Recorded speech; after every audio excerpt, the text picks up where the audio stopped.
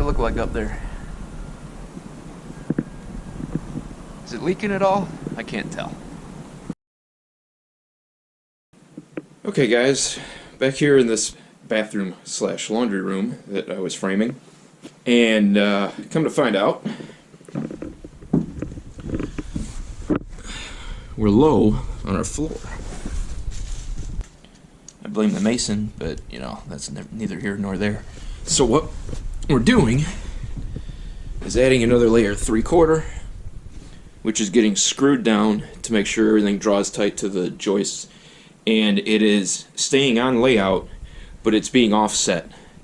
See, there's the seam of the subfloor, and there's the seam of the subfloor, so we're offsetting so things don't all line up. So after I got this framed, I got out of here to get to another job, and the electrical contractor came in and started doing some work. So they stripped this wall down so they could start pulling wire.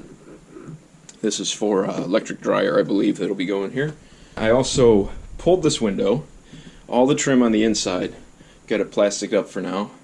That will need to be repaired with drywall, and studded in and furred this out because the new drywall is just going over this 3/4 board. And they did a small breakthrough here to see what was in the wall, and so we could start getting in and out this way. But I came and finished it off, got a header in, jacks, and some blocking that will obviously be covered with the new flooring. The shower is going here, so this is where the door was to the basement. The door is actually still there. All I did was frame this in and cover it because we're going to have to get a partition wall here for the shower. Well, let me show you real quick.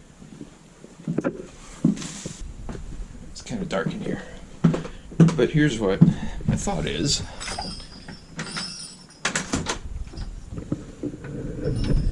That leaves a perfectly acceptable crawl space access.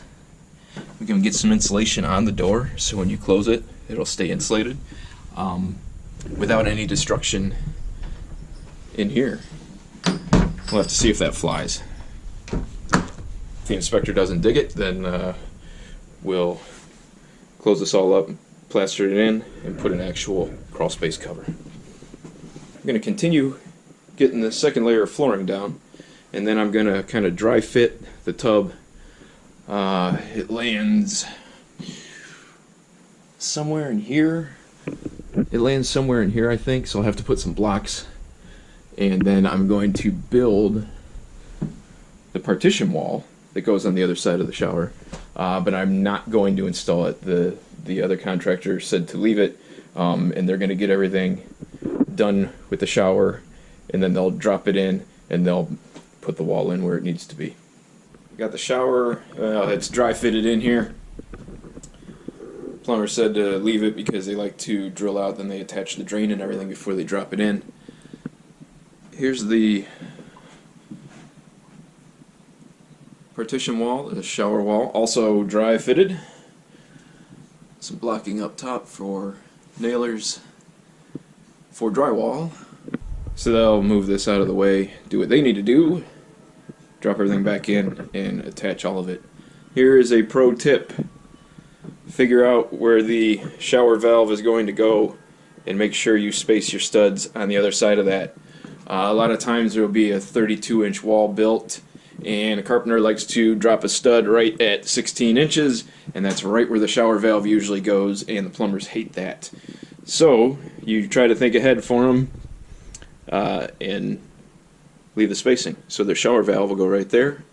That's pretty good. They'll put a block up here wherever they want for the shower head. Obviously the floor is all done. The Durock is not going in yet. I'm going to drag that in here to store it. Keep it out of the elements out there. Man, I think that's about it. So I'm sticking this Durock in the house, getting buttoned up here, reinstall my OSB, and I've got a couple rental units I need to get to and take care of a few things. So, don't know how long this video is or if this will be cobbled in with a second video, but if you liked it, you can go check out some of the other build videos, and go ahead, hit the thumbs up and subscribe if you haven't. Catch you guys on the next video.